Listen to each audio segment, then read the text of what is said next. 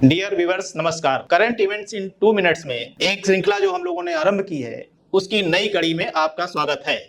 आज की नई कड़ी में E mobility R&D road map for India का विश्लेषण और वर्णन हम लोग करेंगे। डीजल, पेट्रोल जैसे जीवाश्म ईंधनों की खपत को कम करके ग्रीन हाउस उत्सर्जन नियंत्रण हेतु भारत में इलेक्ट्रिक वाहनों के उपयोग को बढ़ावा दिया जा रहा है। इस संबंध में भावी रूपरेखा सुनिश्चित करने के लिए E mobility R&D road map for India report जारी की गई है। E mobility road map for India कब जारी की गई? 16 जुलाई 2024 को, और इसे जारी किया भारत सरकार के प्रमुख वैज्ञानिक सलाहकार अजय कुमार सूद ने।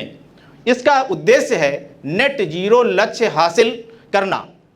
नेट जीरो क्या है? ग्रीन हाउस गैसों के उत्सर्जन एवं वातावरण से इनके समापन में संतुलन बनाना ही नेट जीरो है, यानी जितना उत्सर्जन हो उतना ही समापन हो।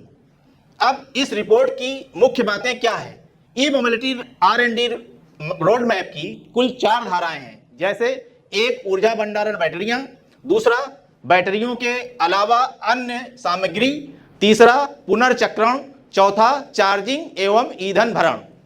तो इस तरह से भारत का इलेक्ट्रिक वाहन उद्योग आज किस पर आधारित है? अन्य देशों से प्राप्त लिथियम पर यह उद्योग आधारित है।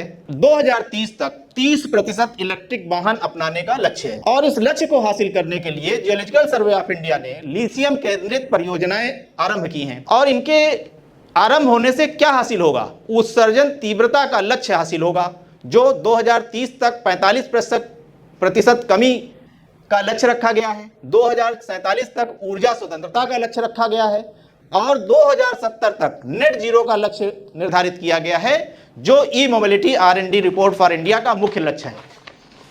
अब इसके लिए बहुत जरूरी है भारत में लिथियम भंडार की खोज। इस खोज में सबसे बड़ा भंडार हमें जम्मू कश्मीर में मिला है, जहां 5.9 मिलियन टन का भंडार है, और दूसरा बड़ा भंडार राजस्थान के देगना क्षेत्र में है। अब लिथियम को हासिल करने के लिए, ज्यादा मात्रा में उत्पादन करने के लिए भारत सरकार ने 2023 में खान एवं खनिज विकास एवं विनिमय अधिनियम 1957 में संशोधन किया गया है। इस संशोधन के अनुसार अब 29 खनिजों के लिए अन्वेषण लाइसेंस निजी क्षेत्र को प्रदान करने का प्रावधान किया गया है। इन 29 खनिजों में लिथियम भी शामिल है, जो पहले केवल परमाणु खनिजों के वर्ग में शामिल था और जिसका अन्वेषण केवल सरकारी संस्थाएं कर सकती हैं। लेकिन अब इसका अन्वेषण निजी क्षेत्र भी कर सकता है। इससे लिथियम के उत्पादन में सहायता मिलेगी, और ई मोबिलिटी इस रिपोर्ट में जो लक्ष्य रखा गया है नेट जीरो का, उसे हासिल करने में सफलता प्राप्त हो सकेगी।